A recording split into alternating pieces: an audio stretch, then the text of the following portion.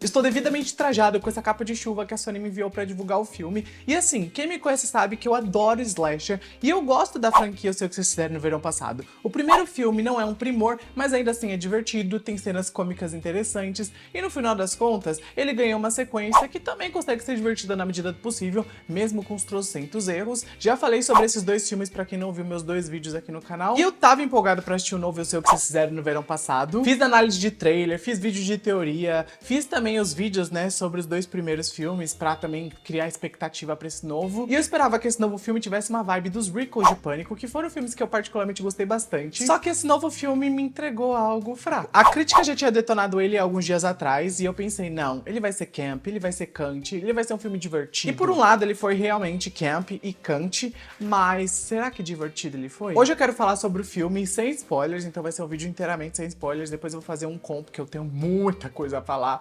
muitos erros a destacar e alguns acertos também a me aprofundar, mas uma coisa é certa, esse filme não foi tão ruim quanto a série da Prime Video, que pra mim é intragável, e também não foi tão ruim quanto Eu Sempre Vou Saber O Que Vocês Fizeram no Verão Passado, que assim, inassistível. Mas assim, esse filme novo é meio besta e hoje eu vou destacar pontos negativos, que são muitos, pontos positivos, porque existem alguns, e é isso, vamos falar sobre esse filme, mas antes deixa o like que é importante, se inscreve no canal para próximos conteúdos e me conta nos comentários o que vocês acharam do filme, se já viram ou se ainda não viram, se estão empolgados para assistir. Na trama do filme nós conhecemos a Ava, uma jovem que retorna para sua cidade natal, Southport, pra festa de noivado ali de seus melhores amigos Danica e Ted, e nessa festa ela acaba encontrando seu ex-namoradinho Milo, e esse quarteto acaba reencontrando a sua ex-amiga Steve, que tem um passado meio conturbado envolvendo o pai dela, mas assim, sinceramente o filme nem liga muito pra isso, eles nem desenvolvem muito bem Steve. Daí esses 5 amigos decidem sair na noite de 4 de julho pra ver os fogos, usar maconha e andar de carro, e eis que então eles se envolvem no acidente, onde um carro tá passando pela estrada, o motorista meio que acaba perdendo o controle, fica na beira de um penhasco e esse grupo até tenta salvar ele, mas eles não conseguem fazer nada, o carro cai, todos decidem cobrir esses rastros, não comentam sobre esse assunto com ninguém, a não ser com o pai do Ted, que é um chefão ali da cidade, um cara rico, importante, que tem influência, e esse cara encobre tudo isso. E aliás, esse pai do Ted também tem um enredo envolvendo gentrificação dentro de Southport, porque ele basicamente mudou toda a cidade para se encaixar nos moldes que ele queria, fazendo assim ele não priorizar mais a população que já vivia lá e priorizar muito o turismo.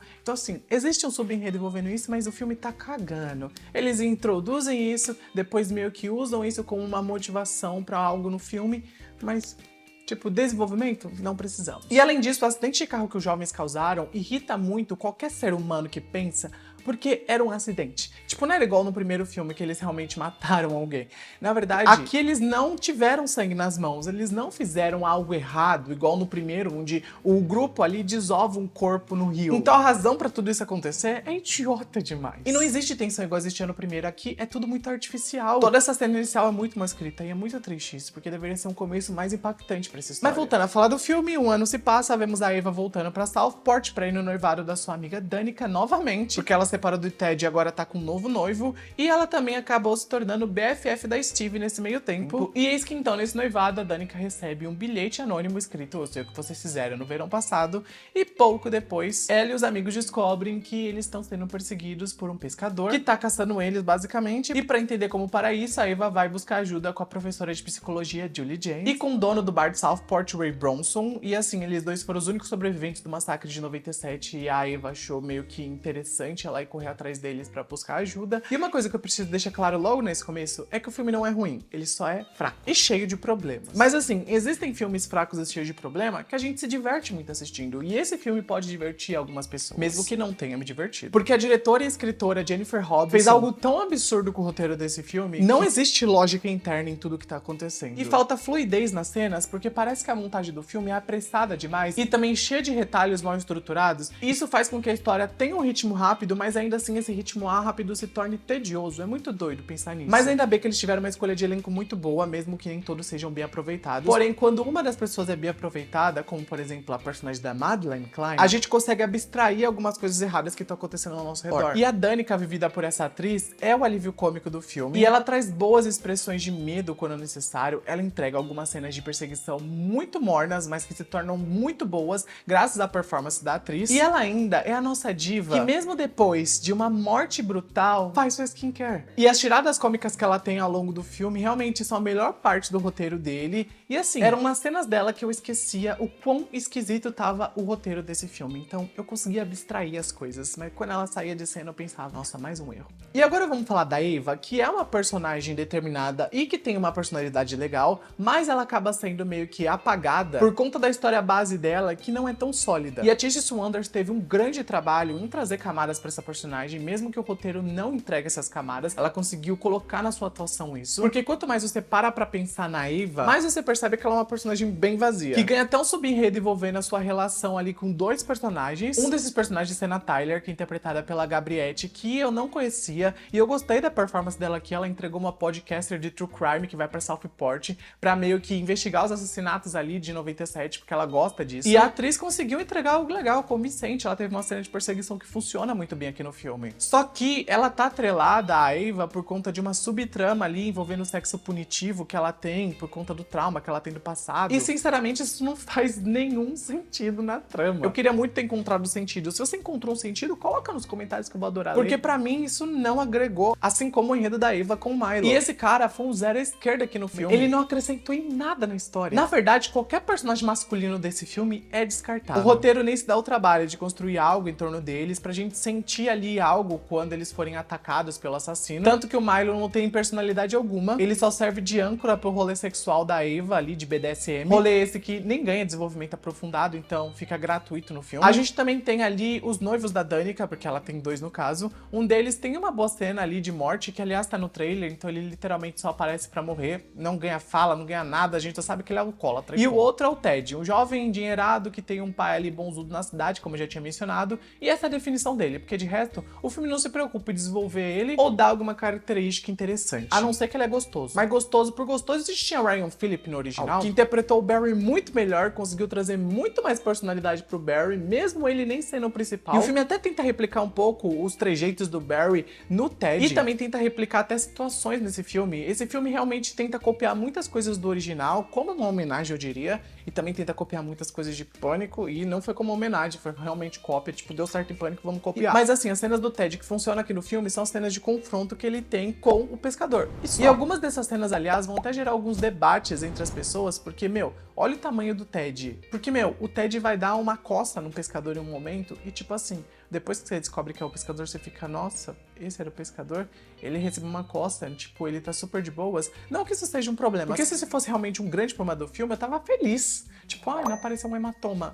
Tava feliz, porque isso acontece em Pânico, então eu não vou jogar o filme por isso. Mas é meio surreal as coisas que acontecem. E de coisas surreais e surreais, as coisas vão se amontoando. E pra finalizar os personagens masculinos dessa história, a gente também tem o pai do Ted, que é um personagem que faz as coisas na cidade acontecerem, manda e desmanda. E ponto, acabou. É isso. Ele tá ali pra facilitar o roteiro. Ele é o facilitador de roteiro. Enquanto a gente também tem um padre, líder de um culto da cidade, tipo, ele comanda uma igreja lá. Qual que é o propósito dele ali? Ainda tô procurando, se alguém souber também. Ai, mas ele é o ponto disso e daquilo, porque ele tá aqui nesse momento, esse enredo se conecta a ele. Não tem explicação, gente. Não tem. Pode até tentar. E sem querer comparar Pânico 5, mas já comparando, esse filme conseguiu trazer um núcleo de personagens novos, ao mesmo tempo que trouxe os personagens legados, e ele desenvolveu esses personagens novos muito bem. A gente tinha personagens com carisma, personalidade, mesmo que a Melissa não fosse a melhor personagem do quinto filme, ela aprendeu muito e se tornou uma personagem ótima no sexto. Então assim, a gente tem personagens legais, tem enredos legais sendo desenvolvidos. Sidney Gale tem uma participação boa no filme, mesmo que seja pequena. Quando elas entram em cena, o confronto é foda. E aí chegamos em Eu Sei O Que Vocês Fizeram no verão passado e vemos o quê? Jennifer Love Hewitt aparecendo pra quê? Pra interpretar a Julia ali, falar meia dúzia de palavras, nem tem embate com o pescador. Gente, acho que a coisa mais decepcionante é chegar no final e não ter embate com o pescador. Todos os outros filmes dessa franquia, até os piores, teve um embate. Esse daqui chega e fala... não. Colocaram uma cena de What Are You Waiting For? Só pra colocar um meme no trailer, porque também...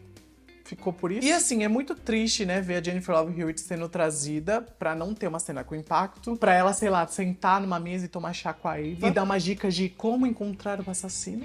Coisa que a Sidney fez lá em Pânico 5, mas, meu, a Sidney teve uma cenona no final do filme, sabe? A cena de qualidade. verdade. Mas assim, eu não tiro o mérito da Jennifer, porque ela é uma atriz boa, gostei das cenas que ela apareceu, acho que ela atuou muito melhor aqui do que ela atuou nos 2 primeiros filmes. E ainda bem que existe uma cena envolvendo o elenco original que funciona muito bem aqui no filme. Pra mim foi uma cena memorável. Acho que de todo o filme, uma cena em específico foi muito boa e eu vou lembrar dessa cena e quero reassistir essa cena quando eu puder. Eu vou reassistir o filme, na verdade, mas enfim, eu quero reassistir só pra ver essa cena de novo porque foi muito boa. Mas de resto...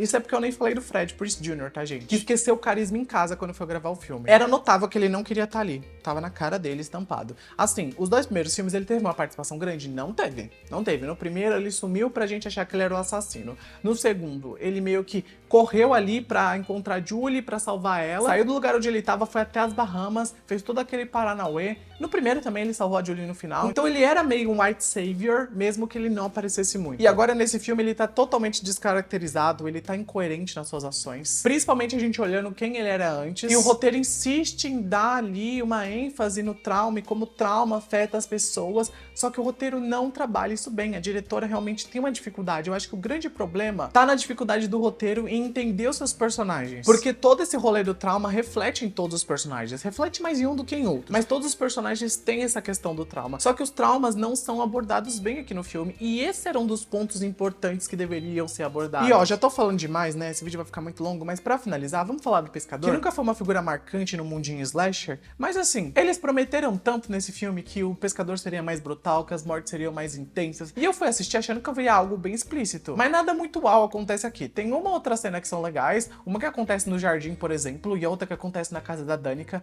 e também a outra que acontece na loja da família da Helen, que aliás agora virou um restaurante. Porém, as outras cenas eram bem black. E se assistir até esse ponto do vídeo, coloca um gancho nos comentários pra saber que vocês assistiram até esse momento. Eu só vou responder quem falar mal se colocar um ganchinho, porque eu sei que você pelo menos assistiu o filme e ouviu minha opinião completa. E por mais que o filme tenha uma ousadia maior nas cenas comparada ao primeiro filme, ainda assim, a Sony queria se enquadrar tanto ali num filme de 16 anos, que parece que eles não deram a liberdade pra diretora poder ousar ainda mais nas cenas. Como, por exemplo, houve em Pânico 6, que, gente, as cenas de Pânico 6 são muito legais, sabe? Desde as perseguições até meio que as mortes. Ou até as não mortes, você não precisa matar um personagem pra ter uma cena legal, mas só de fazer uma chase scene da hora é o que a gente tanto quer. E assim, por mais que eu tenha gostado de Pânico 6, eu não passo o pano totalmente pro filme. Aquela revelação dos assassinos foi muito ruim, assim como a revelação dos assassinos foi aqui. Foi algo totalmente besta que rolou aqui, que vai dividir muito a opinião do público, já que é uma revelação meio idiota, e assim, algumas pessoas vão gostar dessa loucura, outras vão achar meio exagerada. Eu estou no time que achou exagerada. Na verdade, todo o terceiro ato parece que saiu de refilmagem na minha visão, parece que o roteiro no começo era um e depois eles alteraram bruscamente, porque tem muita coisa sem sentido rolando aqui. Vou até falar um pouco mais disso no meu vídeo com spoilers. Mas ó, o último ato parece desconexo, desleixado. Faltou emoção, faltou o embate da Julie com o pescador. Faltou muita coisa, a reviravolta é terrível. Principalmente porque a diretora não soube conduzir bem. Ainda bem que a pós-crédito dá um gostinho de quero mais, tira aquele gosto ruim da boca que a gente teve pelo terceiro ato.